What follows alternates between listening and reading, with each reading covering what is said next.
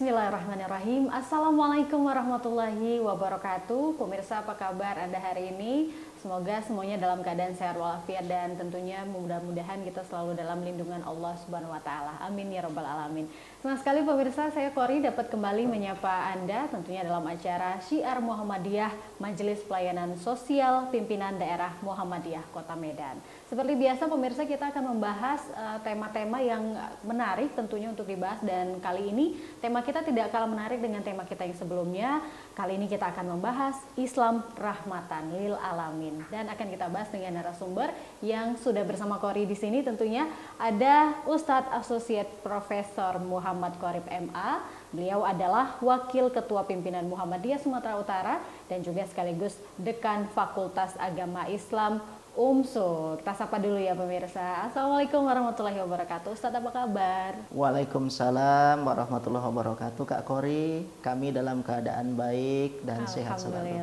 Amin, alhamdulillah.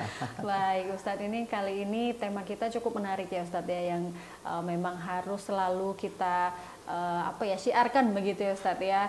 Kali ini tema kita adalah Islam Rahmatan Lil Alamin. Kalau kita ketahui bersama bahwa agama Islam ini kan agama yang damai. Kalau kita bahas tentang Islam Rahmatan Lil Alamin, ini kan adalah rahmat untuk seluruh alam begitu ya Ustadz ya. Lalu sebenarnya maknanya seperti apa begitu ya Ustadz ya, karena kan kita memahami suatu hal itu tidak boleh setengah-setengah ya Ustadz ya, karena kan akan menjadi ambigu, berbeda perspektif dan lain sebagainya. Mungkin kita bisa bahas tentang makna Islam dulu ya Ustadz ya, supaya lebih mendetail, kemudian kita akan bahas seperti apa makna rahmatan lil alamin tersebut. Ustadz, boleh silahkan dijelaskan kepada pemirsa.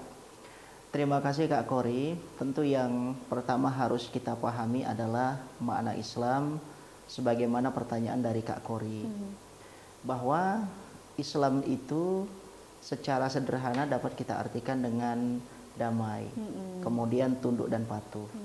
Lalu orang yang damai, kemudian orang yang tunduk dan patuh, itu disebut dengan Muslim. Ini artinya pada saat seseorang berpredikat sebagai seorang Muslim, maka dia harus menebarkan kedamaian, harus tunduk dan patuh pada perintah Allah Subhanahu wa taala, kemudian menjauhi segala larangan dari Allah Subhanahu wa taala. Dan ini harus menjadi sebuah komitmen yang sangat luar biasa bagi seorang Muslim. Dan tidak boleh, atau sangat ironis, andai kata ada seseorang yang mengaku sebagai seorang Muslim, namun pada saat dia berinteraksi secara sosial, dia selalu menjadi provokator dan selalu menjadi problem maker di tengah-tengah masyarakat. Ada sebuah hadits Rasulullah Shallallahu Alaihi Wasallam yang sebenarnya perlu untuk kita renungi secara baik. Siapa yang disebut dengan seorang Muslim itu? Dijelaskan, al-Muslim man salimal muslimuna min lisani wa yadihi, wal muhajiru man hajara manahallahu an. Siapa yang disebut dengan seorang Muslim itu? Yaitu orang yang ketika hidup di tengah-tengah masyarakat dan orang lain itu terhindar dari kejahatan lisan dan tangannya. Lalu siapa yang disebut sebagai orang yang hijrah itu? Yaitu orang yang pindah dari satu keadaan yang tidak baik kepada keadaan yang baik, dan dia memiliki loyalitas dan komitmen yang sangat kuat terkait dengan hal itu. Ini yang disebut dengan Islam. Maka di dalam Al-Quran dijelaskan oleh Allah Subhanahu wa ta'ala, inna dina indallahil Islam. Agama yang diridhoi oleh Allah Subhanahu wa ta'ala adalah agama Islam. Tapi kemudian kita tidak boleh hanya berbangga pada landasan teologis yang disebutkan oleh Allah Subhanahu wa ta'ala di dalam Al-Quran saja.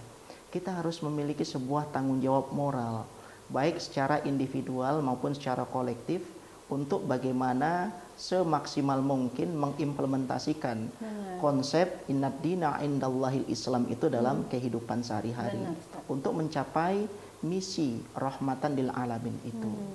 Lalu ada sebuah pertanyaan sederhana yang sebenarnya perlu untuk kita gali, Kak Kori, lebih mendalam. Apa sih yang disebut dengan Islam rahmatan lil alamin? Kenapa ada kata rahmat, kemudian ada kata lil alamin di situ? Rahmat itu satu akar kata dengan rahman, satu akar kata dengan rahim. Jadi makna dari rahmat itu ada dua. Yang pertama rahman, yang kedua rahim. Rahman adalah kasih Allah kepada siapapun yang hidup di dunia ini, termasuk orang-orang yang tidak menjalankan perintah Allah itu akan mendapatkan rahmat dari Allah. Wow, Makanya kita selalu melihat orang-orang yang justru menentang perintah-perintah Allah tapi kehidupannya di dunia sangat makmur. Ini harus menjadi sebuah pemikiran dan renungan bagi kita. Iya, kadang Inilah menjadi pertanyaan juga. Betul. Ya Ustadz ya. Dan ini sifat Allah Subhanahu wa taala yang Rahman. Tapi beda dengan Rahim. Rahim itu adalah kasih Allah untuk dua konteks. Yang pertama adalah konteks dunia dan yang kedua adalah konteks akhirat. Dan ini untuk orang-orang spesifik, yaitu orang-orang yang tunduk dan patuh kepada Allah Subhanahu wa taala. Itu Rahman dan Rahim. Apalagi Rahim kalau kita kupas lagi secara mendalam, itu artinya adalah kasih sayang. Makanya peranakan perempuan disebut dengan rahim. Karena dari peranakan itu lahir anak yang mendapatkan kasih sayang, perlindungan, kelembutan dan kedamaian dari orang tuanya. Nah, Islam rahmatan lil alamin adalah Islam yang mampu untuk memberikan kedamaian, memberikan keselamatan, kemudian memberikan berbagai macam kebaikan dan kemaslahatan bagi lingkungan yang ada di sekitarnya. Nah, oleh sebab itu kalau kita sudah yakin dengan konsep Islam rahmatan lil alamin ini, makanya kita harus menjadi duta-duta yang memiliki tanggung jawab kuat dan kolektif secara individual untuk membawa konsep Islam rahmatan lil alamin itu dalam kehidupan sehari-hari. Kita harus tunjukkan juga kepada orang-orang di luar Islam ya, seperti itu Ustadz ya, bahwa kita ini sebagai orang muslim ya harus menanamkan konsep Islam itu tadi. Makanya kemudian Kak Kori dalam Al-Quran itu ada perintahku anfusakum wa ahlikum nara. Lakukan lewat diri kamu atau pelihara diri kamu dan keluargamu dari api neraka. Artinya segala sesuatu yang bersifat baik dan bajik itu harus dimulai dari diri sendiri. Rasulullah Shallallahu Alaihi Wasallam itu menjelaskan ibda bin nafsik, mulai dari diri kamu sendiri. Ada semacam kritikan dari Profesor Haidar Nasir, Ketua Umum Pimpinan Pusat Muhammadiyah, yang perlu untuk kita renungkan. Beliau mengatakan umat Islam sebenarnya kaya teologis, Qurannya sangat luar biasa, hadisnya sangat luar biasa, tapi kemudian lemah dalam tataran implementasi. Ini menjadi sebuah utuh koreksi bagi kita semua. Islam rahmatan lil alamin kalau dipahami, kalau direnungi, kalau dicermati sangat luar biasa. Tapi kemudian bagaimana kita mengimplementasikannya dalam konteks sehari-hari, tak semudah membalikkan telapak tangan. Itulah makna dari rahmatan lil alamin. Rahmat bagi seluruh alam, tidak terkecuali orang-orang kafir juga ya Ustadz ya. Dan kita ketahui bahwa seperti Indonesia, Sumatera Utara, kita kan tinggal hidup berdampingan, masyarakatnya sangat majemuk, beragam agama, suku, adat dan budaya seperti ya Ustadz ya. Bagaimana cara kita untuk menerapkan konsep Islam rahmatan lil alamin itu tadi dalam kehidupan kita sehari-hari dengan masyarakat yang majemuk seperti saat ini? Ini pertanyaan yang sebenarnya sangat luar biasa. Maka ada dua hal yang harus menjadi pemahaman prinsipil bagi umat Islam. Yang pertama akidah dan yang kedua adalah ibadah. Untuk dua aspek itu tidak ada toleransi. Lakum dinukum waliyadin. Tadi Kak Kori sudah menyinggung tentang konsep kafir dan ada dalam Al-Qur'an, qul ya ayyuhal kafirun la a'budu ma ta'budun wa la antum 'abiduna ma a'bud wa la ana 'abidum ma 'abadtum wa la antum 'abiduna ma a'bud lakum dinukum waliyadin. Untuk dua konteks. Yang pertama untuk konteks akidah, keyakinan, dan yang kedua adalah untuk konteks ibadah. Tapi untuk non konteks akidah dan ibadah kita diperintahkan untuk membangun relasi kepada siapapun.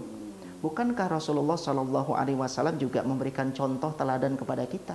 Pada saat hidup di kota Madinah, beliau membangun relasi sosial kepada siapapun.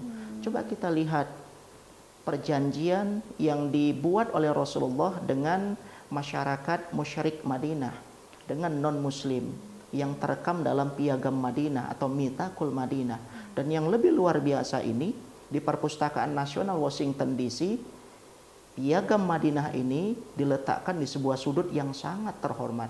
Dan isinya diantaranya adalah bagaimana seorang muslim membangun relasi sosial secara baik kepada non-muslim. Apalagi dalam konteks masyarakat muslim Indonesia. Dari 272 juta penduduk Indonesia, 230 juta adalah masyarakat muslim. Tapi ingat, meskipun secara kuantitatif jumlah umat Islam sangat besar di Indonesia. Tapi ingat, Indonesia ini bukan hanya dimiliki oleh umat Islam, tapi juga ada andil saudara-saudara kita yang non-Muslim. Benar, dan tak dapat disangkal, sejarah telah membuktikan bahwa potensi dan kontribusi dari umat Islam untuk membangun negara ini sangat luar biasa besarnya. Tapi itu tidak boleh membanggakan kita, kemudian melupakan andil dan kontribusi yang juga diberikan oleh saudara-saudara kita non-Muslim untuk membangun bangsa ini. Coba kita lihat nilai-nilai yang terkandung dalam Pancasila. Pada sila pertama, ketuhanan yang Maha Esa. Pada sila kedua, kemanusiaan yang adil dan beradab. Pada sila ketiga, persatuan Indonesia. Dalam konteks persatuan Indonesia ini, meskipun kita hidup di latar belakangi oleh budaya dan keyakinan yang berbeda, tapi kita harus bisa bersatu padu secara baik. Inilah makna dari Islam rahmatan lil alamin yang harus menjadi mindset utama, dan bagaimana kita bertanggung jawab untuk membawa pesan-pesannya secara real dalam konteks kehidupan sehari-hari. Jadi menjadi seorang muslim yang taat pada satu sisi, tapi kita harus menjadi warga negara yang taat pada konstitusi dan dasar negara serta regulasi yang berlaku di Indonesia. Ini harus kita garis bawahi. Benar sekali. So, sebenarnya sangat indah sekali jika konsep ini bisa kita terapkan dalam kehidupan kita sehari-hari, Ustadz ya. Jadi apa namanya ya? Hablum minallah dan juga hablum minannas itu terjaga seperti itu ya Ustadz ya, harus selalu berdampingan, hidup dengan damai begitu, walaupun kita tidak satu akidah. Tetapi kalau untuk akidah dan ibadah itu mutlak ya Ustadz ya, tidak boleh diganggu gugat. Lakum dinukum waliyadin. Ada lagi makna dari rahmatan lil alamin itu yang perlu kita pahami Kak Kori. Yang pertama, rahmatan lil alamin itu mengandung hablum minallah yang Kak Kori sebutkan tadi. Bagaimana seorang muslim membangun hubungan yang baik kepada Allah. Benar. Lewat sholat, lewat puasa, lewat haji, lewat umroh, zikir, membaca Al-Quran dan seterusnya. Tapi hablum minallah saja tidak cukup. Ada hablum minannas. Hubungan kepada sama manusia. Nas ini dalam pengertian yang umum. Bisa muslim, bisa juga non-muslim. Maka dalam konteks ini perlu toleransi secara baik. Nah kemudian yang ketiga Kak Kori, ada hablum minal alam. Lanjutkan kembali hablum minal alam ya Ustadz ya. Akan kita lanjutkan kembali nanti setelah jeda yang berikut ini. Pemirsa tetap bersama kami.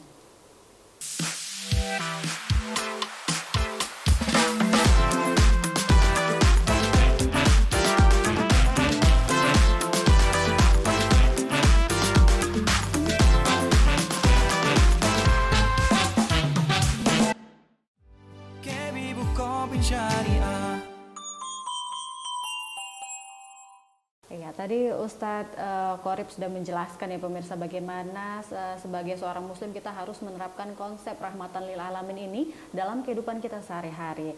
Seperti ada konsep hablum minallah, kemudian hablum minannas, dan juga ada juga hablum minal alam. Seperti yang dikatakan Ustadz tadi bahwa hubungan dengan Allah saja tidak cukup pemirsa, kita harus juga menjaga hubungan baik dengan sesama manusia. Kemudian yang satu lagi yang akan kita bahas adalah hablum minal alam. Itu seperti apa Ustadz? Iya, kalau tadi saya sudah menjelaskan hablum minallah, kemudian hablum minannas. Hablum minannas ini juga terbagi dua. Yang pertama, bagaimana kita membangun relasi positif dengan sesama umat Islam. Seperti kemarin awal Ramadannya itu berbeda. Awal Ramadannya berbeda, ada yang pada hari Sabtu, kemudian ada yang pada hari Ahad. Nah, dalam konteks ini toleransi itu sangat penting. Mana aja betul, bagi Muhammadiyah hari Sabtu, bagi pemerintah, bagi Nahdlatul Ulama, kemudian bagi Al-Wasliyah itu pada hari Ahad, itu dipersilakan. Bagi kita sebagai orang Muhammadiyah pada hari Sabtu dipersilakan. Di dalam Al-Quran itu kan juga ada, ya bani ya la tadkhulu min babi wahid wadkhulu min abwabi mutafarriqah. Artinya masuklah kamu ke dalam sorga itu jangan dari satu pintu, namun masuk dari pintu yang beraneka ragam. Ini kan persoalan ijtihad. Al-ijtihadu la yunqadu bil ijtihad. Sebuah ijtihad itu tidak bisa membatalkan ijtihad yang lain. Maka toleransi dalam konteks ini penting. Yang paling penting adalah persaudaraan antar sesama umat Islam itu dijaga secara baik. Itu yang disebut dengan ukhuwah Islamiyah. Dimanapun umat Islam berada Kak Kori, itu tidak ada ikhtilaf, tidak ada perbedaan, bahwa menjaga persaudaraan itu menjadi sebuah kewajiban. Dimanapun kita tetap yakin untuk hal itu. Nah kemudian yang kedua kepada non-muslim, ini harus dipahami. Coba kita lihat Kiai Dahlan pada saat pertama sekali merintis pendirian Muhammadiyah. Nah, Muhammadiyah itu kan dikenal sebagai organisasi schooling pendidikan, dikenal sebagai organisasi curing karena punya banyak rumah sakit yang menyembuhkan, dikenal sebagai organisasi caring karena punya banyak panti asuhan yang memberikan pelayanan sosial kepada masyarakat yang sangat membutuhkan. Pertanyaannya, dari mana Kiai Dahlan mendapatkan ide-ide bernas itu? Karena Kiai Dahlan membangun relasi positif dengan sahabatnya Pastor Sniklir dari Muntilan, dan itu tokoh Katolik. Untuk urusan muamalah kita bisa bergaul kepada siapapun. Nah, hablum minan nas bagi Kiai Dahlan itu bukan hanya sebatas tataran lisan, tapi juga masuk pada persoalan-persoalan aktivitas dalam konteks kehidupan sehari-hari. Dan yang ketiga, makna dari rahmatan lil alamin itu adalah hablum minal alam. Bagaimana seorang muslim itu membangun relasi positif dengan alam yang ada di sekitar kita, dengan lingkungan kita. Nah, Indonesia ini, Kak Kori, ini dikenal sebagai masyarakat yang sangat religius. Maka Pew Research pada 2015 kemarin itu mengeluarkan sebuah survei. Negara mana yang menganggap agama sangat penting? Ternyata Indonesia ranking 1. 98% masyarakat Indonesia menganggap agama sangat penting.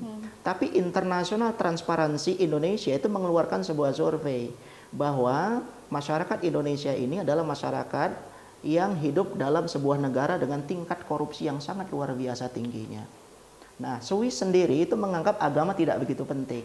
Tapi ada 40 negara yang disurvei oleh sebuah survei yang menyatakan mana negara-negara dengan masyarakat yang sangat jujur. Ternyata Swiss keluar sebagai negara dengan masyarakat yang sangat jujur. Kalau seandainya ada 10 orang Swiss menemukan dompet berisi uang di tengah jalan, maka bisa diasumsikan, bisa diperkirakan 8 orang akan mengembalikan dompet itu kepada pemiliknya. Beda dengan Indonesia.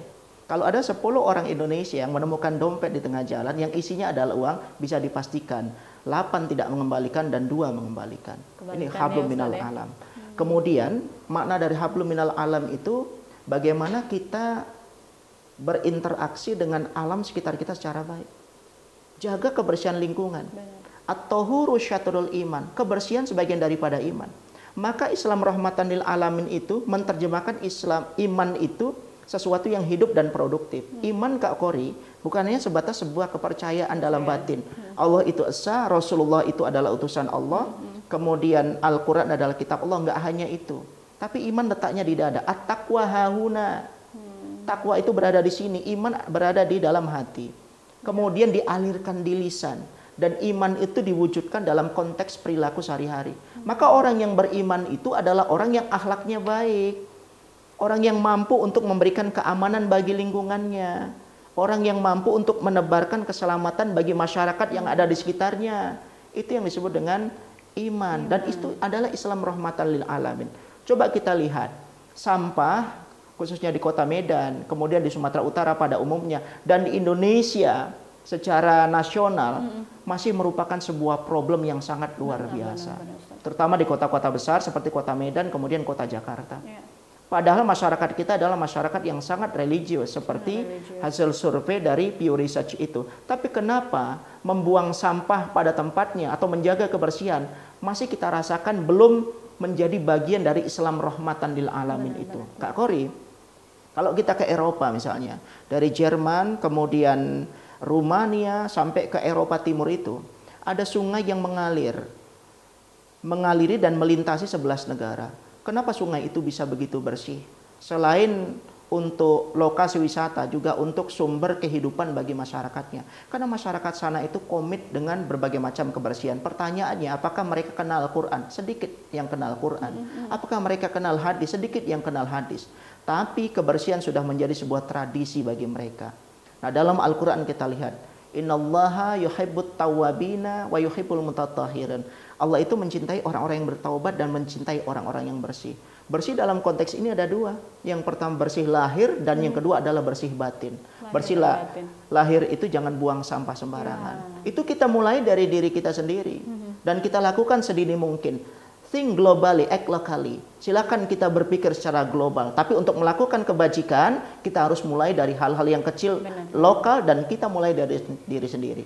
Itu yang disebut dengan hablum minal alam. Dan yang keempat, makna dari rahmatan lil alamin itu adalah hablum minan nafs. hablum minan nafs itu banyaklah muhasabah. Banyaklah melakukan introspeksi diri. Hasibu anfusakum qabla an tuhasabu. Lakukan muhasabah terhadap dirimu sebelum kamu dimuhasabah oleh orang lain. Salat yang kita kerjakan itu isinya kan muhasabah. Allahu Akbar. Saya sebagai orang Muhammadiyah, Allahumma ba'id baini wa baina khotoyaya kama ba'adta bainal masyriqi wal maghrib. Itu doa-doa kita kepada Allah. Ya Allah, jauhkan aku dari kesalahan seumpama jauhnya antara timur dan barat. Lalu kita baca Al-Fatihah, kita baca surat pada saat kita ruku. Subhanaka Allahumma rabbana wa bihamdika Allahumma ghafirli. Menunjukkan betapa diri kita penuh dengan noda dan dosa, sehingga kemudian kita harus selalu beristighfar dalam setiap waktu dan kesempatan. Jadi ciri masyarakat modern itu adalah masyarakat yang suka muhasabah, masyarakat yang menghidupkan kritik satu sama lain. Maka di alam demokrasi ketika ada kritik satu sama lain, tanda demokrasi itu masih hidup. Dan Islam rahmatan lil alamin sangat mendukung demokrasi dan sangat mendukung kritik itu sejauh bermanfaat untuk kebaikan dan kemaslahatan secara kolektif. Luar biasa sekali. Wah, ini sangat luas sebenarnya kalau kita bahas ya Ustaz. Sangat luas. Sangat luas konsep ini dan luar biasa sekali sebenarnya sudah diatur sedemikian rupa di dalam Al-Qur'an dan hadis seperti itu Ustaz ya. Nah, yang menjadi pertanyaan adalah kalau untuk di era saat ini Ustaz, tantangan apa yang kita hadapi sebagai umat muslim dalam menerapkan konsep rahmatan lil alamin ini Ustaz? Ya, makna rahmatan lil alamin sebagaimana yang sudah Mas Qorib sampaikan tadi kan sangat luas dan ini kan juga sangat luar biasa. Tantangan kita adalah kita selalu menghadapi masyarakat muslim yang berpikirnya itu masih di halaman rumahnya. Benar. Nah, kita masih menghadapi masyarakat muslim yang berkeyakinan bahwa seluruh problem kemanusiaan bila dihadapi secara pribadi. Padahal problem kemanusiaan ini sangat luas. Kalau di Indonesia, kemudian di Sumatera Utara, lalu di Kota Medan pada khususnya, banyak hal yang kita hadapi. Misalnya terkait dengan kemiskinan, terkait dengan kebodohan, terkait dengan ketertinggalan. Dan ini tidak bisa dihadapi oleh segelintir orang, tapi harus dihadapi secara bersama. Lihatlah misalnya Muhammadiyah. Nah, Muhammadiyah itu selalu berbuat untuk masyarakat dan tidak pernah mengatakan bahwasanya segala problem yang ada di masyarakat dapat diatasi oleh Muhammadiyah, tidak. Tapi Muhammadiyah itu meletakkan dirinya sebagai salah satu elemen bagi masyarakat yang lain itu untuk saling memperkuat, saling mendukung, saling mengisi, saling berkontribusi. Nah, ini ada satu kritikan yang sangat luar biasa. Ketika kita mencoba untuk mencintai NKRI, jangan kecintaan itu hanya sebatas tataran lisan. Aku cinta pada NKRI. Sehingga kemudian pada saat selawat pun Allahumma sholli ala NKRI. Kalau dalam konteks tertentu saya tidak setuju dengan hal itu. Tapi kalau betul-betul kita mencintai NKRI, mari sama-sama kita berikan sesuatu yang terbaik untuk membangun masyarakat kita. Andai kata dia Ustadz, berikanlah materi-materi yang bagus kepada jamaah. Sehingga pada saat keluar dari pengajian itu, dia akan merasa tercerahkan. Jangan mengikuti sebuah pengajian, ketika keluar dari pengajian itu justru kita membenci orang lain. Justru kita menganggap bahwasanya surga dan neraka adalah urusan kita. Yang lain tidak punya hak untuk masuk ke dalam surga. Yang lain harus masuk ke dalam neraka. Nggak boleh seperti itu. Pengajian harus mencerahkan. Nah, kemudian sebagai seorang dosen juga seperti itu. Meneliti, mengabdi untuk mencerahkan masyarakat. Pedagang juga seperti itu. Birokrat juga seperti itu. Kalau betul-betul kita cinta kepada NKRI. Ini ada kaitannya juga dengan moderasi beragama sebenarnya ya. Oke, nanti akan kita bahas ya Ustadz ya, seperti apa kaitannya ini dengan moderasi beragama. Pemirsa, untuk itu tetaplah bersama kami.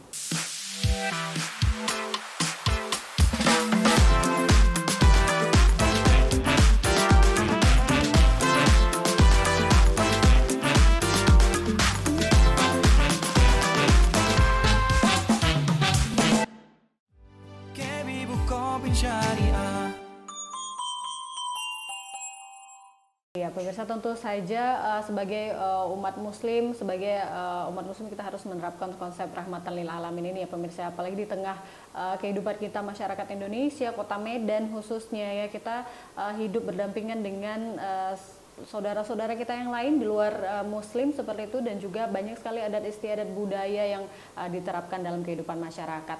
Ini ada kaitannya juga dengan moderasi beragama, bagaimana kita bertoleransi dengan sesama umat beragama yang berbeda agama juga. Ini sebenarnya bagaimana sih, ada tidak kaitannya Ustaz, ataupun seperti apa sebenarnya kaitannya rahmatan lil alamin ini dengan moderasi beragama? Bagaimana konsepnya ini yang bisa kita terapkan dalam kehidupan kita sehari-hari? Ya, memang tak dapat dihindari juga Kak Kori bahwa moderasi beragama itu menjadi bagian yang sangat penting dari konsep Islam rahmatan lil alamin.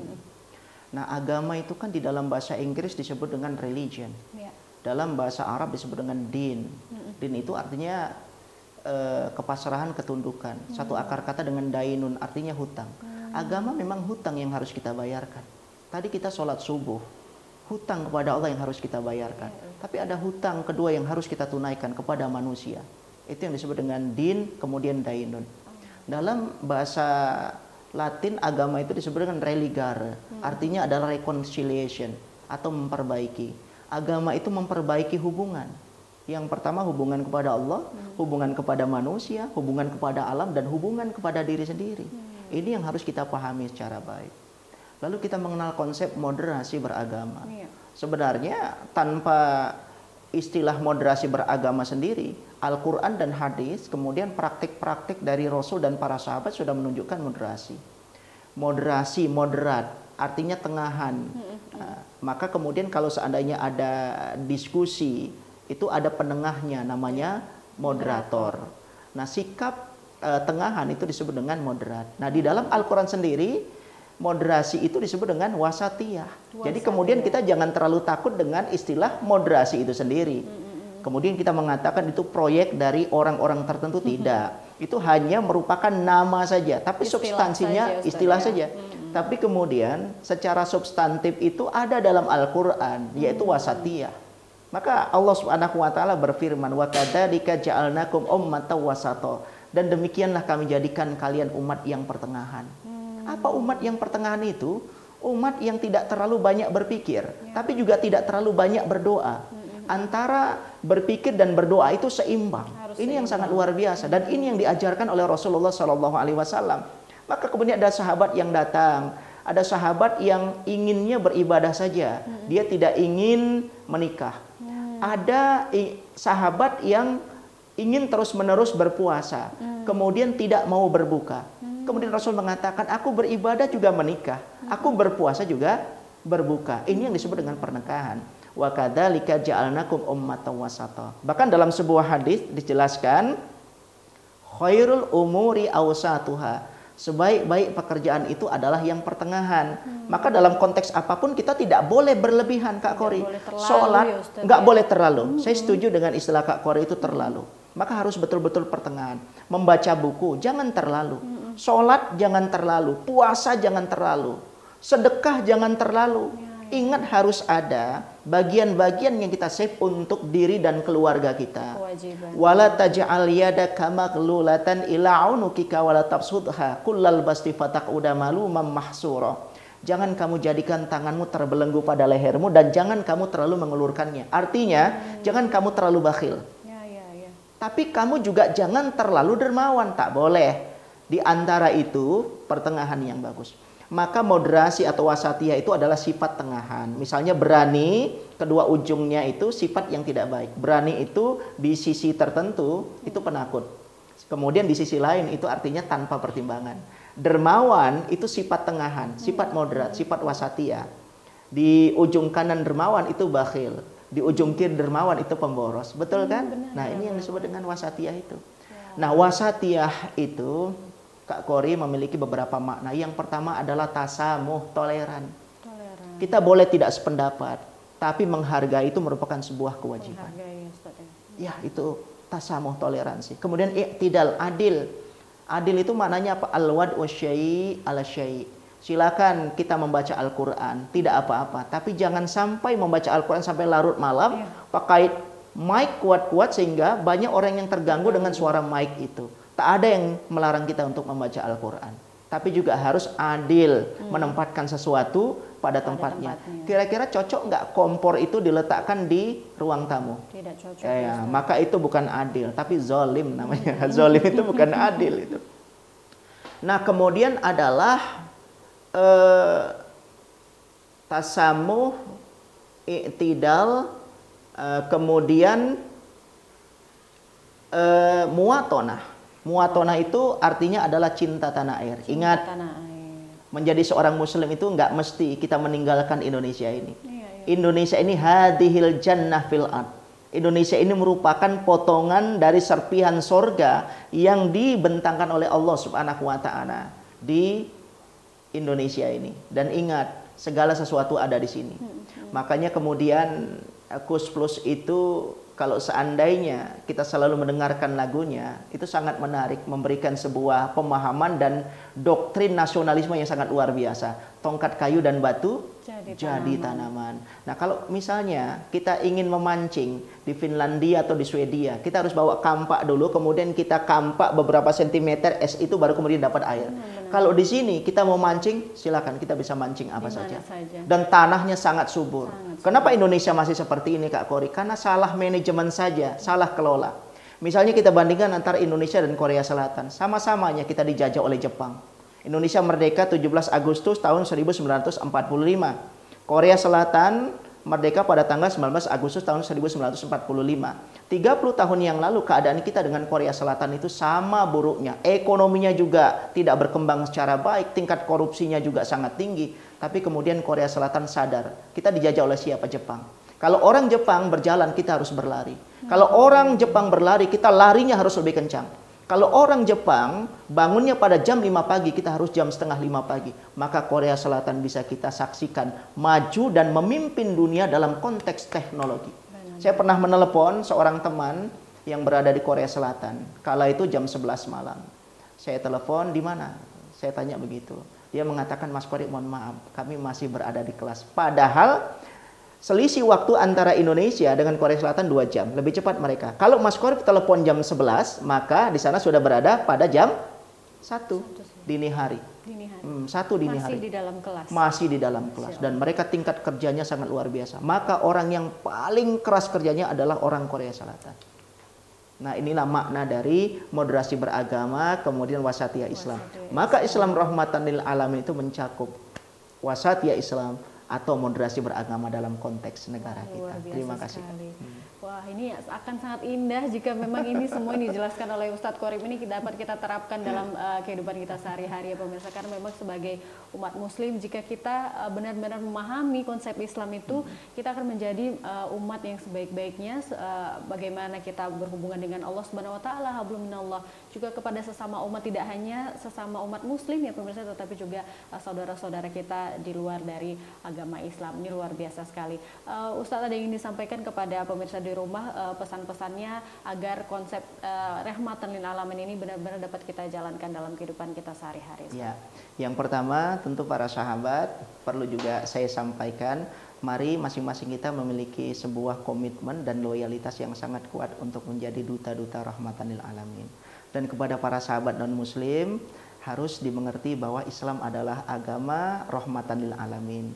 Jika ada sebagian kecil dari umat Islam yang menampilkan Islam yang tidak rahmatan lil alamin, harus dibedakan. Itu bukan berasal dari ajaran Islam, tapi mungkin berasal dari pemahaman keagamaan yang perlu untuk disegarkan. Ya, terima kasih.